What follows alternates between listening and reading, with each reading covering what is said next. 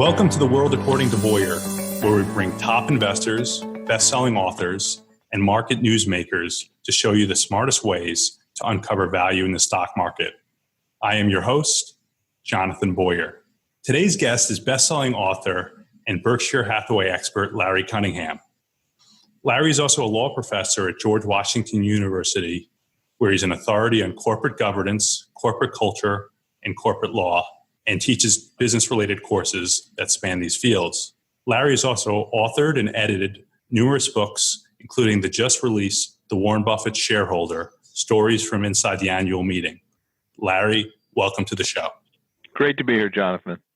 I guess my first question is, you're one of the world's leading experts on Warren Buffett and Berkshire Hathaway. How did this come to be? Well, thanks for that kind description. I have known Warren for 25 years. I guess for the few years prior to that, I'd done a lot of research in areas where he'd written, corporate governance, especially, also mergers and acquisitions, investing, capital allocation. And that's back in the 90s, early 90s. And while a lot of people had been reading Warren and listening and following him, his voice was still marginal in the academy. Certainly as a young professor, his views were seen as sort of oddball, and I found them really congenial, really sensible. And so I wrote him a letter asking if he'd be interested in coming to my school, Cardozo Law School, and joining a conversation about some of the ideas in the letters. And he said yes. So we did a conference. It turned into a pretty big affair, a 2 or 3 day weekend event with lots of people, hundreds and hundreds of people dissecting every idea in the letters. And I turned around and published them as a book called the Essays of Warren Buffett, Lessons for Corporate America, that has been now in 4 editions since. We updated about every 5 years. And so I stay closely involved in the development of the ideas and the dissemination of the knowledge, and just a fascinating company, a fascinating man, a fascinating group of people in the ecosystem. So it's been fun to maintain my knowledge of the company and the man that created it. Well, as a graduate of Cardozo myself, I regret not being there at that time. It must have been a terrific couple of days. I even saw you were kind enough to send me notes from that meeting, and I saw pictures of a young Bill Ackman was there. It seemed like you had a pretty interesting cast of characters. It was an amazing group. We had Paul Hillall was with Bill. They were roommates at Harvard College, just a few years out of school. I was, of course, young at that time. So was Warren, and he brought a big part of his entourage. Warren sat right in the front row next to Charlie Munger as we debated, stock option accounting, takeover premiums, competitive bidding and auction, stock market pricing, whether there can really be a margin of safety, whether value investing really works in a world of efficient markets. A very intense debate with passionate devotees of the alternative positions, going head to head, toe to toe, however you want, whatever imagery you want to use, but just with Warren and Charlie sitting, engaging with them. And it was wonderful, just wonderful debate. And along with them, who else was there? Susie Buffett, his wife, Howie Buffett, his son, Carol Loomis, editor of all of his letters for years, Ajit Jain, the insurance maven, who's now on the board and vice chairman, Bob Denham, who is the chief lawyer for Berkshire Hathaway in their acquisitions, a partner of Charlie Munger's. Lou Simpson was there. He's the chief investment officer of Geico at the time, whose investment record is right up there with Warren's, long since retired, but amazing group of people. I could go on. And then we had these, professors from the law side, the business side, other executives, people expert on these topics. And it was neat because a lot of times at conferences, you'll find people just talking past each other and they're really not paying attention to what the others are saying. Whereas here, we really got the traction. We really saw exactly where the disagreement resided, figured out, what assumptions people were making that led them to hold different positions. So it was a robust debate and a highlight really of my whole career. In this world of short-termism and activist investing, I realize there's Markel and Fairfax to some degree as well. But can another Berkshire be built today? I think you're right about the premise that it would be difficult under the constant drumbeat of quarterly results and agitation for focus and a high demand for immediate accountability. I think what happened with Berkshire and with Markel and Fairfax, and probably any of the others that we could list out that have a version of this, it might include Alphabet, and Google, Danaher, Constellation Software. What all these companies that have something in common with Berkshire, that is, they are not fixated on quarterly results. They are prepared to accept lumpy accounting outcomes. Earnings per share can bounce around quite a great deal from year to year. They're acquisitive, they're opportunistic, they decentralized, they're autonomous. So this special model at Berkshire and these 6 or 8 others that we mentioned, and we might be able to mention 10 or 12 more, but I think what's really special there are 2 things that are really special about all of them. And one is that they were founded by investors, not by managers or entrepreneurs. And they start with an investor trying to figure out how to allocate capital, and then how to be stewards of that investment on behalf of the owners of the corporation. So you get a very different outlook from the CEO, who is first and foremost an investor, than you do with the fellow who is first and foremost a manager or an entrepreneur, someone who came up through the corporate hierarchy. So, Tom Watson through Larry Page, there's this very different outlook on what they're running than a Warren Buffett does. So it is possible. Look at what the Markel family, and the second thing I should say. So one thing is just an investor who started, or an investor-minded person, and the second is having a significant portion of the stock under control. So Warren historically had a strong controlling block at Berkshire, still does, although he's been reducing it by transferring it to the Gates Foundation. At Danaher, the Rails brothers had a big stake for a long time. At Google, the 2 founders have that stake. Markel, the Markel family, has had a substantial stake for a very long time. Same is true with Fairfax, with Prem Watsa. And so that gives you a bit of a guide path. So the investor mindset at the top, and then, an ability to basically influence or control outcomes. And then you got the runway. So you can do things a little different, and you can be patient, be longer term. You can have unorthodox governance systems, acquisition styles, approaches to leverage, approaches to taxation. And so I do think, Jonathan, I think that it's possible to create these heavily investor-oriented organizations, but it takes an investor outlook, and then some power on the investor side to withstand the short-term pressure of the Wall Street and activist community. One of the ways to do it, and it's been done in the media industry with A and B shares, I don't really put Berkshire in that category because the B shares are a relatively new phenomenon for them. But I thought it was interesting that S&P, which is obviously a very influential group, has decided that they will not allow any companies going forward with Class A, Class B shares. You're an expert in corporate governance. Is that something you support, or should there be a blanket rule? Do you have any opinion? I like the sense that it's a sort of a market-based response coming from the indexing rather than, say, from the SEC or even from Delaware or other state corporation law. I think there is a wide variety of governance mechanisms that are available to corporate planners, the investors who create a company, and the board that's assembled, and the shareholders come later. And I think that that wide menu ought to be available for use. I think in some cases a dual class capital structure can be a symptom of abuse. Back in the late 80s, early 90s, the conversion from a single class to a dual class was used in a coercive way to insulate incumbent management. So there'd be a proposal to change from one class to 2, and the deal would be one class would have a high dividend and low vote, and the other would have a high vote and low dividend. And the insiders would invariably take the high vote and low dividend because they wanted to enhance their position of control.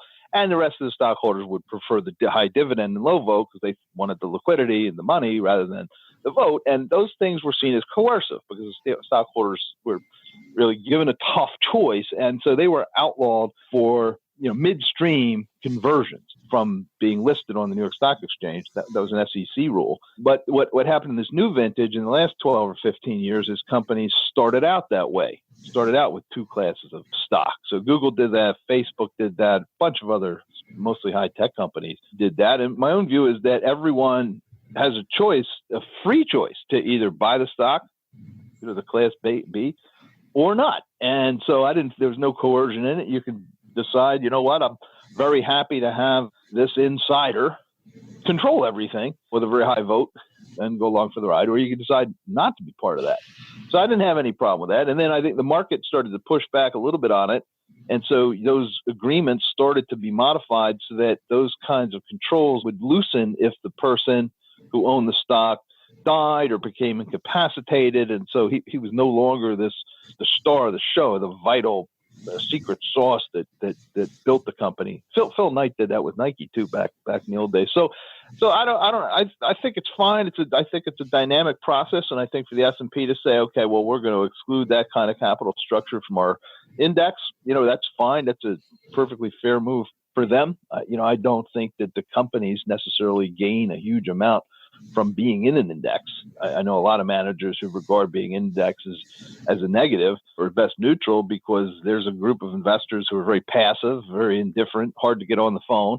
So I think, and then on the case of Berkshire's, that was a recapitalization done in the mid 90s, but not at all for the takeover defense mechanism purpose. It was because the stock was very highly priced. Warren doesn't believe in doing stock splits because it's really just a bit of abracadabra. And he actually, I think, had some reason to believe a high stock price was better because it effectively discouraged trading in the stock, and that promotes a long-term outlook.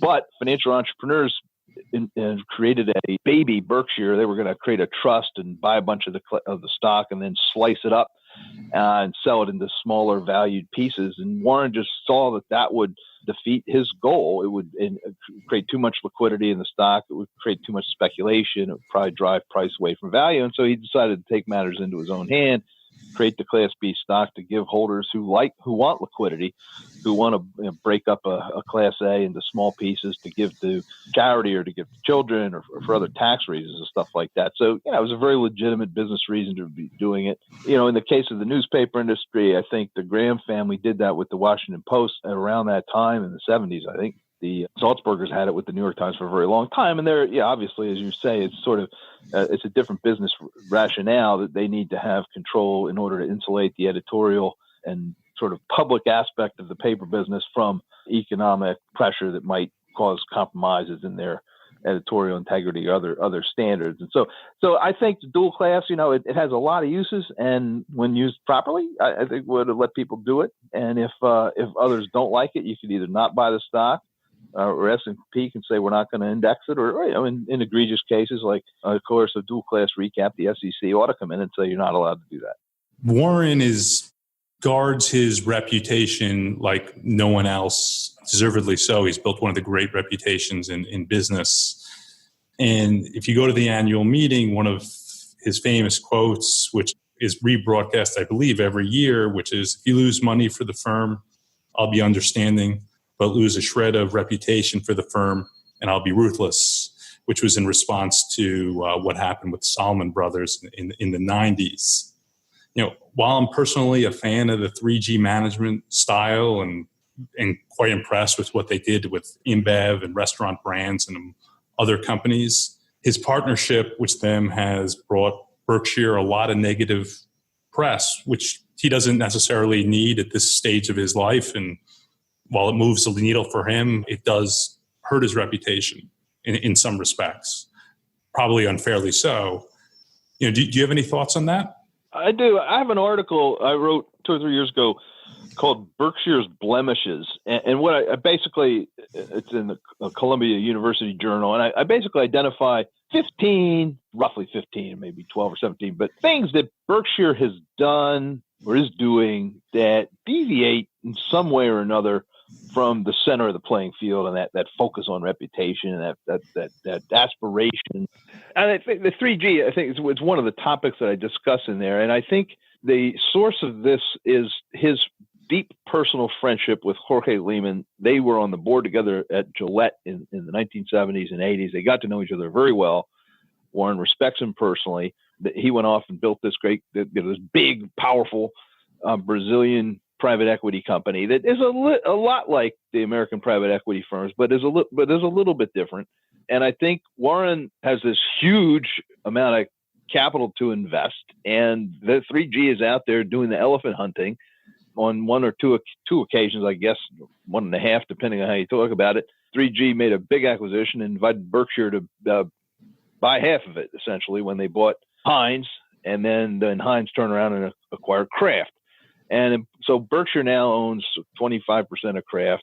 And in both cases, the business strategy seemed to be to squeeze out costs, especially by cutting workforce and shrinking the headcount and trying to enhance efficiency. And it's the kind of approach characteristic of private equity in the United States, totally alien to Berkshire Hathaway. And so people said, well, why are you doing that? That's not the Berkshire way. I'll give you Warren's defense, and then I'll give mine, which is different. Warren's defense was, well, we've never said that inefficiency is desirable or bloated headcounts are fair. It shouldn't be done. And so his business execution is certainly consistent with ours. He said, the difference is that we don't have the skills to go into a company and make those changes. 3G has platoons of managers who do that stuff. So that's the difference between our models. It's not that it's unethical to do. It's just that we've never done it and don't really have the capability to. And so, that was at least my version of his defense. My own view is that this transaction is much more like a simple investment rather than an ownership. In other words, the deal between Berkshire and 3G is that 3G is going to call all the managerial shots, strategic, tactical, and execution, all that stuff. And Berkshire is just a passive investor. And we'll have the option to buy the rest of the company at some point in the future. But day-to-day management decisions are all up to 3G. And Buffett doesn't have any control over that. No contractual control, no de facto control. So to me, it's like Berkshire's ownership of an interest in Coke or Wells Fargo or American Express. And Berkshire has never had any influence other than being one person on a board of directors at a couple of those companies on, how much sugar is in Coke and whether it contributes to obesity or any of those kinds of things. And he's never taken a stand on that kind of thing. They're agnostic investors. I mean, he has avoided tobacco stocks. He's had an opportunity to do that once, but decided, the health issues were too serious. But for more, it's just not obviously illegal. It's certainly not illegal to sell, high sugar content beverages, nor is it illegal to shrink the workforce. And so to me, the way I'd put it is that those are the 3G transactions like Coke or Amex or Wells Fargo.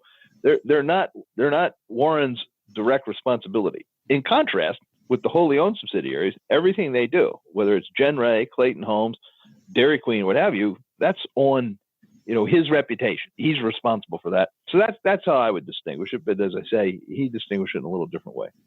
Now let's go talk about your latest book, The Warren Buffett Shareholder. It's, as I said earlier, it's a fascinating and fun read, and for anyone interested in Berkshire. What gave you the idea for the book? Well, my editor suggested it, and I think the reasoning was there's a lot of obviously loyalists, people by the tens of thousands go to the Berkshire Hathaway annual meeting every year after year, some of them for several decades, and with more and more people going every year and many going back again and again. I think they all might have a sense of why they're going, but other people are kind of mystified. And even the group who goes may not have a full, view into the whole ecosystem. And so our thought was to shine a light on that, why people go and what they do, what they get out of it. And as we got into it, we realized that there have been no books on Berkshire Hathaway shareholders.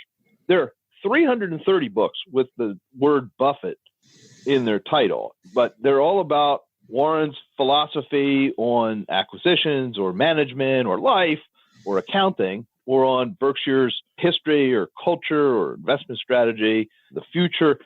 Virtually nothing about the shareholders, and what we discovered as we did the book is we think the shareholders have been just as important in Berkshire's success as the management. And certainly in the future, we think what those shareholders think and how they behave is going to be just as important to whether this or that other manager is Warren's successor. And it's interesting you brought that up about their future. You know, one of the points you stress in the book is hopefully this is a company that will last forever. And while I'm personally confident that 10 to 15 years after Warren and Charlie leave the scene, it will be here in its current form. But what happens after the Gates Foundation sells their last share and all the people who made a fortune on the company, dispose of their sales due to tax reasons, inheritance, etc.? Can it really remain in its current form?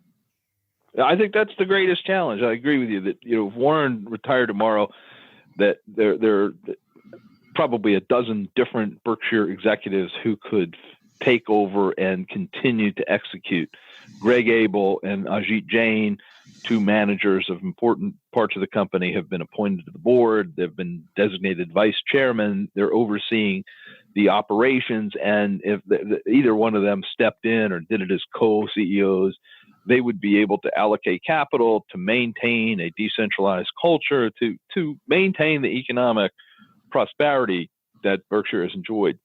They're probably not going to generate 20% returns. I think that's almost impossible. But 12 or 13 or 11, and for a taxable shareholder, that would be the company not paying any dividends would be a very attractive return. But they will only be able to do that if they continue to have the shareholders that you referenced in the beginning that are willing to take the long view, that don't need a quarterly dividend, that aren't interested in quarterly incremental increases in earnings per share, that are really interested in long-term returns on invested capital. And that they're also willing, unlike many large investors today, to have a company that is in virtually every different industry and line of commerce instead of just focused on one thing. Shareholders will have to give Greg and Ajit and others the running room to continue to Berkshire the way it has been run.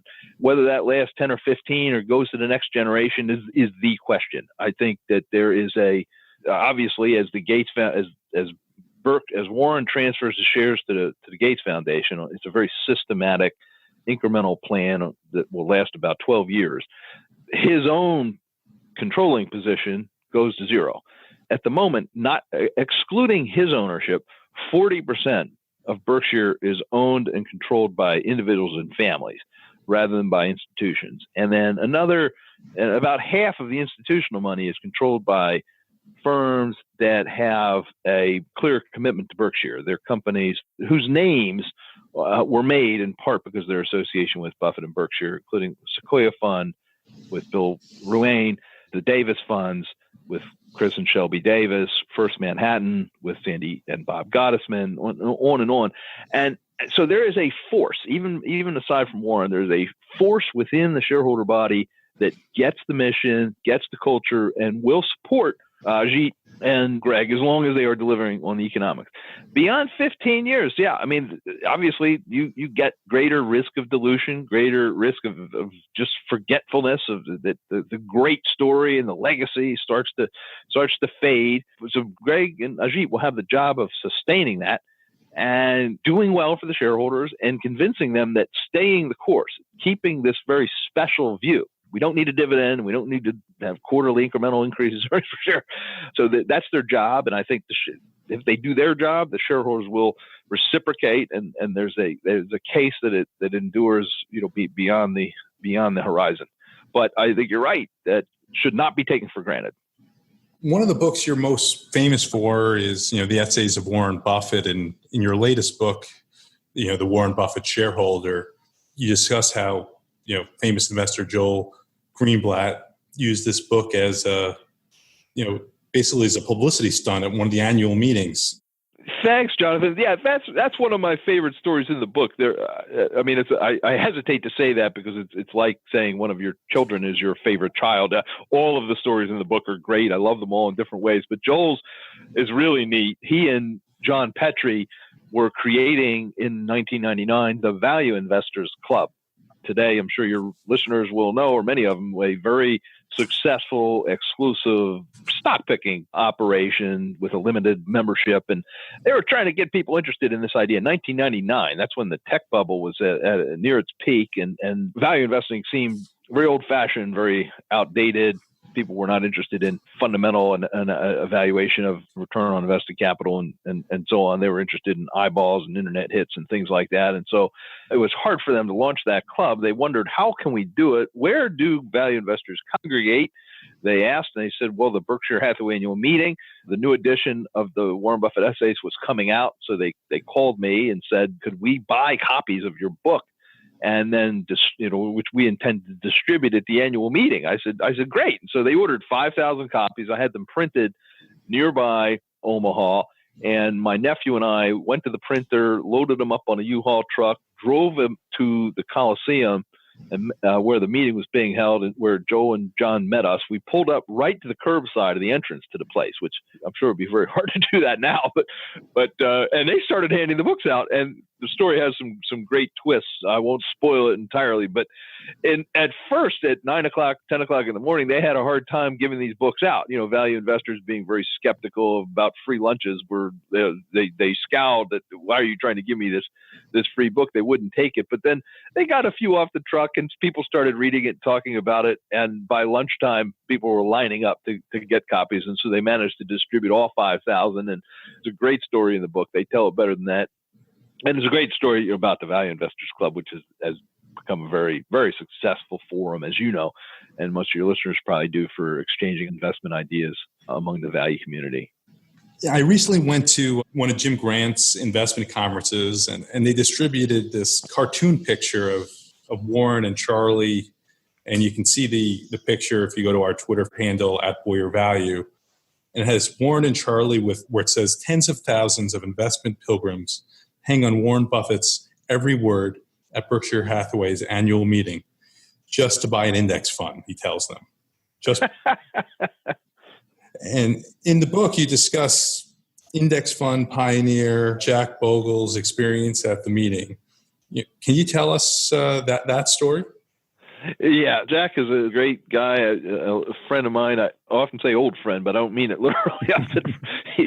He jokes that I think he's 89 and has the heart of a 50-year-old, but he attended his first Berkshire. I've been friends with him for 25 or so years, but he attended his first Berkshire Hathaway meeting last year, not last week, but in 2017.